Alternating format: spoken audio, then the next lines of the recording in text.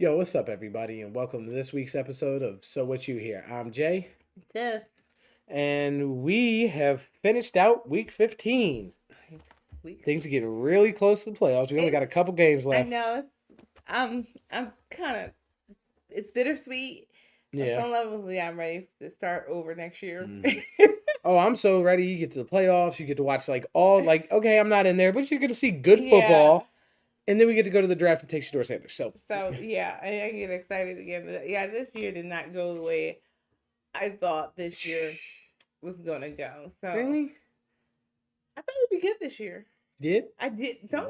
Why? Why wouldn't we? Because we talked about it before the season. Y'all lost a bunch of Did people and I added sound like I nothing. believe you? I don't believe You were like, we have no running game. I don't know how we're going to place our offensive line is getting old. I don't know what we're going to do about I it. thought we'd be fine. I thought no, Zeke probably would need work, but I thought we'd be fine. I did. Oh, okay. I really did. I didn't think. I thought our running back, the running game would be. It needs some work, but I mean, we would go down the field. We turn over in the red zone. Oh, that's true. So it's not like we're not getting to the other side So of the you field. just figured, no, I'm sure they'll clean it up. They'll clean, and then never. Yeah, it just got worse. And like his interceptions. I mean, just like to get down the field. Yeah. You watching the we look good, and then they walk off with the ball, and our Right. defense didn't wake up until the end of the season. Yeah. Like Now, a lot of that is injury. You had it was so injuries, many people yeah. hurt. But yeah, like that first game, I was like, okay, I see you Cowboys, and then that was it. Like I don't know if they thought that was themselves. Like, oh, okay, now we can just coast. I don't know what that was, but now And I feel like this season went exactly how I thought it would go. it went a little bit like that. The wide receivers were open. The line blocked. The defense did what he could. And Daniel Jones played like trash, and we realized, we have to get rid of him. I'm on record very early saying that Daniel Jones is a trash can. I'm sorry. No offense, Daniel. I'm sorry, baby. But maybe this is just not your team. Maybe you go somewhere else and Sam Darnold. You can find yourself. Now, the difference with Sam Darnold is that was a bad Jets team. And like I said, if you have anybody that watches the film, they're like, the guys are open. Yeah. He's got the time. Like, you can do this. This team should be doing better. So the Eagles are doing good. This just makes your stomach a little sour. But we have to go through all that though a little bit, right? Yeah. Which ones do you want to Well, start? I mean, the first big news of, the day and everything has been Michael Penix getting put in for Kirk Cousins.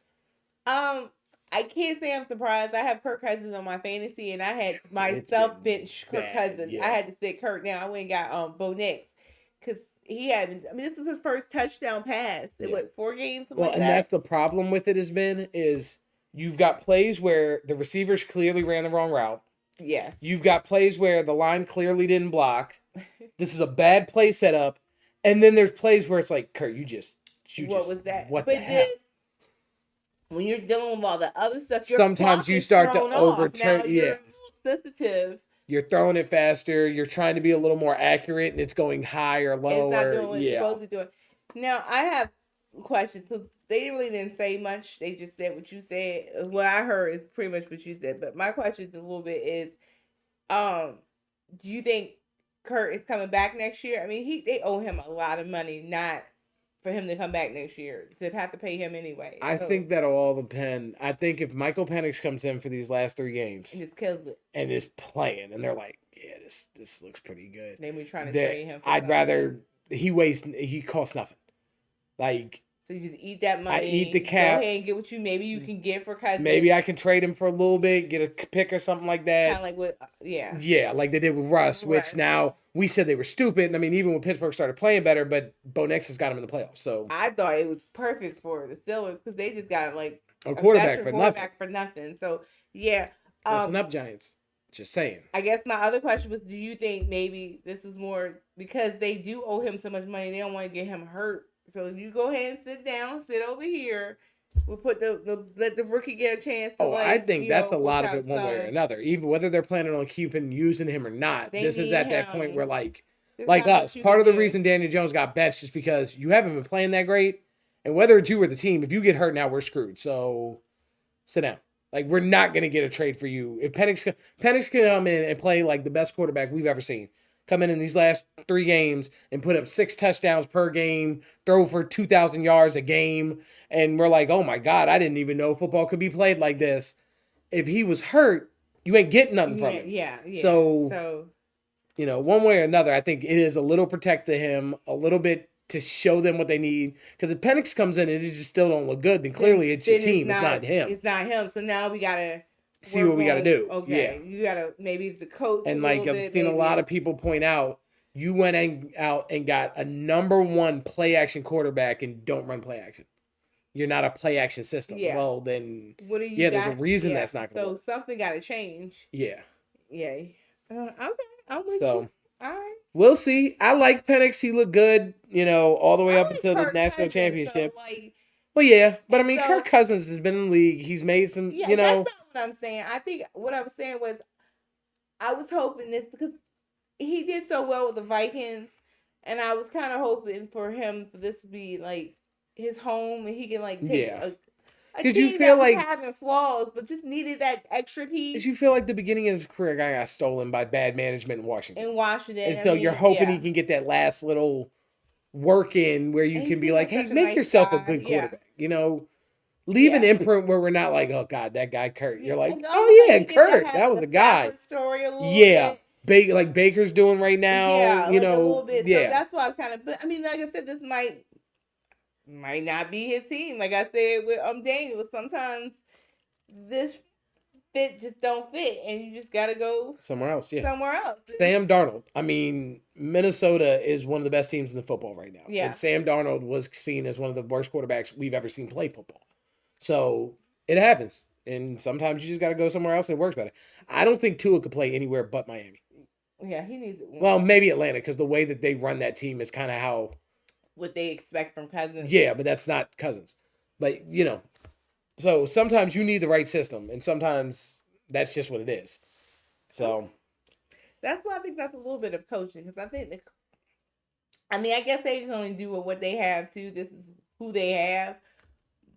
But you're going to have to find a system that works for your quarterback. Sometimes you've got to adjust your system for who's there. Great coaches can adjust for who's there. Yeah, like what is his strong points, and you play off that. Like, Yeah. So, like Belichick did not run the same offense when he had Randy Moss that he was running with Julian Edelman. Yeah. Because Julian Edelman is not Randy Moss. So. You have to adjust. Yeah. So what are we talking about next? Oh, that brings us to a really sad story that's going on. David Montgomery has torn an MCL. Yeah. He's out right and now. It's not even just sad for David Montgomery because he's been having a phenomenal year and the Lions are doing so well. They are so injured. Yeah. And I think we're going to see one of probably the best team in the league not get that far because there's no way. You guys, let's see. How injured are they? 2 safeties injured. One's on injured reserve. One might play. Starting guard, questionable. David Montgomery out. Hutchinson, injured reserve. Dorsey, injured reserve. Carlton Davis, injured reserve. Aylin McNeil, injured reserve. Injured reserve. In reserve. 3, 5, 6. There's like 14 people on it. It's not even just that people are hurt. Like, these are your out for the year injuries and on half their team. They want to be back by the playoffs. No, they can't even be back by the Super Bowl. Sometimes it's harder work, but sometimes it's probably better when they do get hurt early. Yeah, because then you have time to adjust. Hope that they can get back in the playoffs, or hope they get back. But these are torn ligaments. These are broken things. They're gonna fight through it. That's not. They're a gritty team. I'm not saying they're just gonna fold up and be trash, but I really don't see how they're gonna beat Philly and Minnesota and Green Bay. The Rams are playing their ass off right now. Washington is a team that you can't play around. Every team in this playoff right now, you got to take serious. And if your whole team is just... Because that's the thing. They're in the playoffs regardless. But then, they really don't even have to really play anybody, I think, left, really, Yeah. But it's going to be, once you get there, is where the problem is. It's going to be really tough for them. And I love them. I love Dan Campbell. He was one of my favorite coaches. He ain't quite Mike Tomlin, but I don't know. He reminds me of a wrestler. He's like a mix between a politician and Macho Man Randy Savage. He reminds me of a wrestler. He just got like, I'm gonna lower Texas. like he does. I don't know. Like, I used to root for Detroit because they're Detroit. They're an 0-16 team. Like, they will always get so close. It's like rooting for Cleveland. Like, yeah. Cleveland goes to the playoffs, and I'm like, come on, guys. But honestly, I don't think I really like the Lions. Like, you don't know who you like. You have been bitter ever since Matthew Stafford jumped that sneak and beat y'all on the goal line. When he ran that 9,000 IQ and just quick snapped and jumped over the line, you went from like, oh, poor Lions to like, screw those guys. That you might be so right. Like that might be a lot to do with it. Yeah. Like you hurt that baby, right there. That right so there killed your love for the Lions. So then I have respect for Stafford when he was like, but I don't really like the Rams. I don't. Which I don't get it. I love the Rams. I've loved the Rams since the greatest show on turf. I don't know. I've never really cared for the Rams. Like, and like I said, Chicago was like my other team, and they've been bad for so long, and it's just like I told you that was going to be exactly what it is. Then I know Chicago. They pulled the hell out that team. There's no way that team should have been bad. It's hard to root for Chicago. They will hurt you every time. That's what it is. They can get all the players in the world. Well, they cannot, for some reason, whatever the owner of the Bears, like whatever she's looking for in a coach, isn't it? I think they give up a little. Not really give up early. I think they expect something before it can form. So before this team will form, they're gonna start stripping everything, and then it's like that's how Cleveland is. Then you got to start over again. Yeah. And so the pain starts over again, and then like. But sometimes you got to. It's just pure incompetence. This isn't like, oh well, we need to just cohese. No, this is just from top to bottom. This is terrible. They're like in reverse. This is how they're playing now. It's how people expect them to play earlier. Because it's a rookie quarterback, young team. Yeah, young team. And then they're going to go build. And they looked scrappy at the beginning, and they have just... I'm watching Caleb Williams barely be able to sit up and gasp for breath on the sideline, so I think that's a little bit of it. Exactly. The game's too...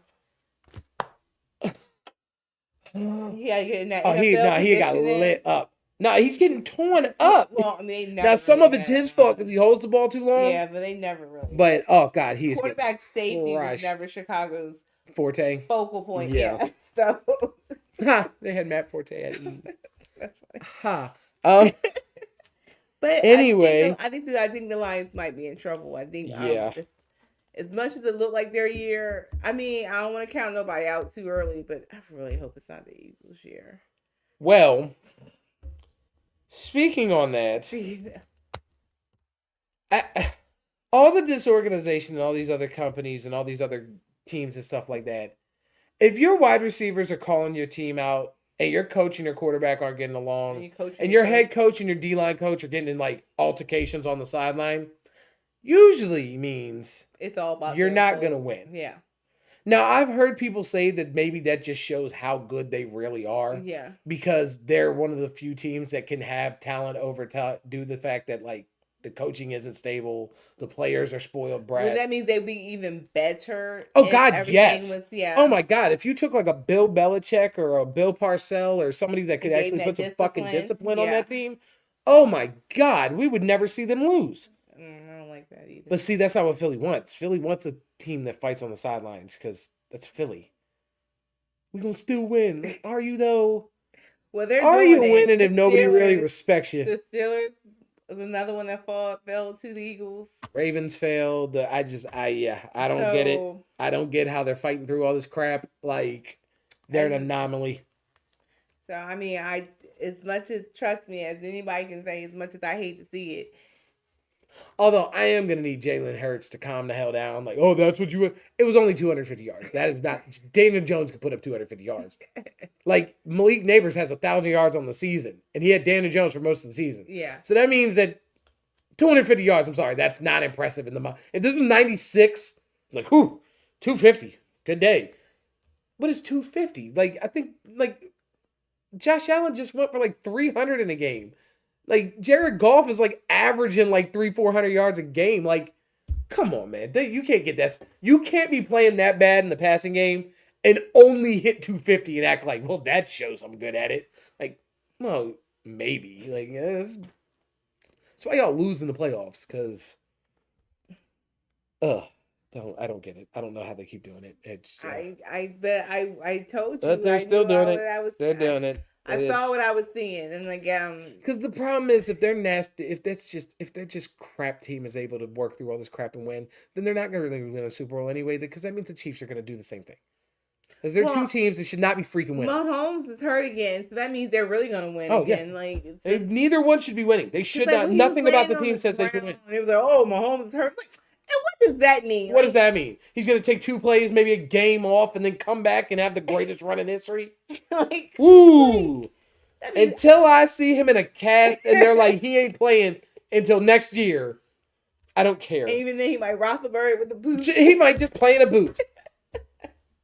Yeah, like. What are you talking about? That's bad. That was bad. That was a little bad. I mean, it's just me and you today. I couldn't, but I feel like Craig would. Yeah, Craig would have said something. But anyway, he would have. I don't know how they're doing it. So, well, in this, it doesn't really matter that much, other than like Washington is trying to hold on to a playoff spot. But they're at the bottom, right? A lot of people didn't even see this, but the refs paused the game and pretty much almost lost Washington the game. Yeah. If you go back and watch it, the guy gets tackled in field at like the 1 with like 9 seconds on the clock. And you watch the ref like basically give the signal to stop the clock, but never the gave clock stopped for like, but there's no reason to stop the clock. The clock stopped for like 3-4 seconds, then it starts running again. And by the time they hike the ball, there's like 2-3 seconds on the clock, and it's like, yeah, you shouldn't have had time to get this ball. They think that was intentional, or we don't know. My point on bringing it up is the fact that like all these people for the NFL keep wanting to just say that the idea of him rigging it is just outlandish. Yeah. Which on some fronts, I feel like there's so many moving parts in the NFL, it would be hard. I don't. But if you are rigging and you're trying to hide it, you got to do better than stuff like that. Like you can't argue that you're not leaning things towards people, and then refs making a bad call is one thing. They're human, but like actively doing something that has no basis to be done, that's not a mistake. That's willful ignorance. Yeah. Like you almost blew a game because of something purposeful you did that shouldn't have been done. Like that's not just, oh, I thought I saw him grab his face mask, or no, I didn't see the hole. Yeah. Like that you got to get stuff like that cleared up. Like you can't function like that. Honestly, I don't think it's the coaches. I don't think it's the players. But I think, like, Goodell and them, I think there's an outcome they kind of want. I don't think they're really pushing completely for one team over another. But I think there's an outcome. This is all my conspiracy my theory. Mind. But allegedly. I think there's an outcome that they want. And that's what they push for. And that's kind of what they want the refs to help gear. And I think sometimes that goes this way, yeah. And like sometimes if they can help, but then there's people that can play through the refs. Oh, because sometimes I think it's because sometimes the craziest penalties happens when games are getting close to being blowouts. And I think they need the game closer. So now we're like, oh, you blew the game for them. Like, well, they weren't really trying to blow the game for them. They just needed you not to blow them out. This needed to stay close so people stay watching. But I do like a little bit. The whole Kansas City repeat. It's the first team that have a chance in like a very long time. Yeah. And so it seems like very popular teams tend to get, because even like Dallas doesn't necessarily get the calls. Yes, y'all are the biggest fan bases, but you're also one of the most liked to hate teams.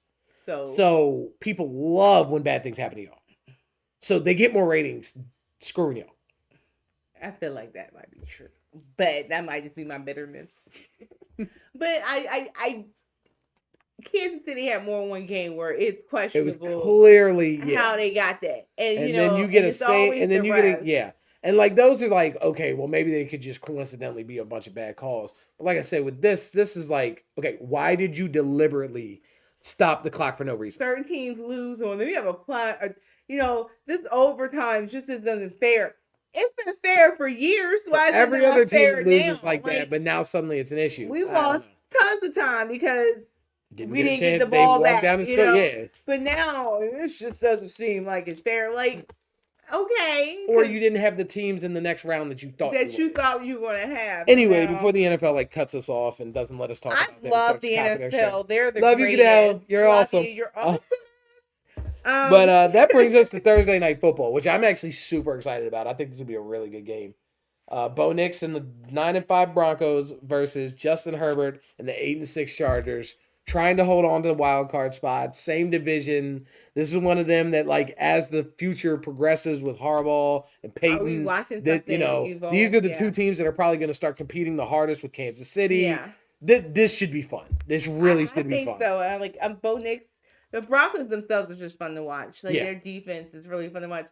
I think the Chargers are just still growing, and I said that last week. I think they're so close. I think next year they're gonna be scary. Yeah, I don't think they have enough firepower on offense to keep up with certain teams. Yeah, but this Bronco team, I think, is really fun to watch. Oh, now I've always had a special place in my heart for the Broncos. My boo Peyton, and even before Peyton, so. I always, why are you looking at me like that? Elway, I like Elway. So I always, I like the Broncos. I liked Elway and Sharp and. So I'm always kind of I really have. So and I don't mind the Chargers. I didn't like Philip Rivers. I didn't like.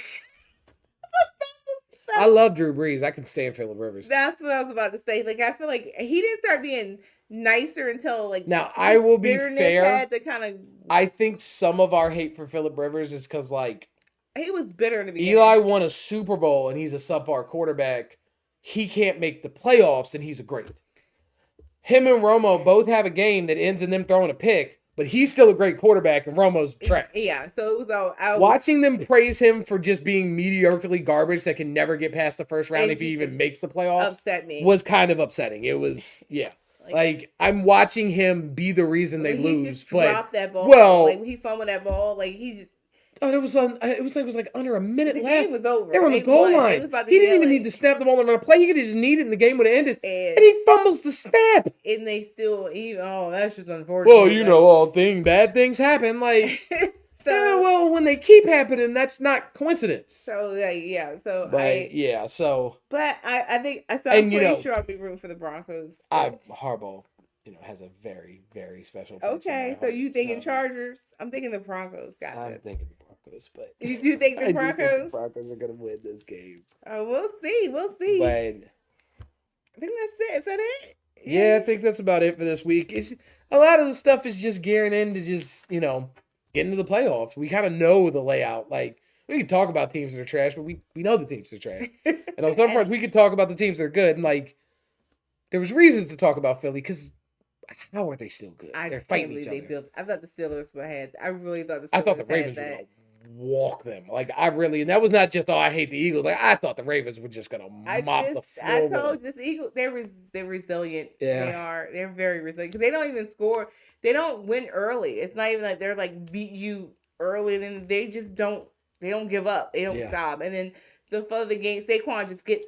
He's like a train that gets moving. Twitchy, and he has these just breakout plays out of nowhere. And you can't stop that train no matter what you do. He's gone. So, but, that is the NFC East. Yeah. Sometimes.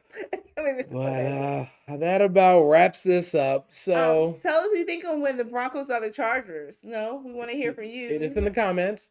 Go ahead and hit that notification bell. Go ahead and subscribe, like. Let us know what you're thinking. Share. Let other people know. Fun. Hit us on Twitter. Hit us on Instagram, X, Twitter, whatever. I don't think I'm ever switching that. Yeah, I think I'm saying Twitter forever. But it is what it is. And we'll holler at y'all next time, all right? Peace.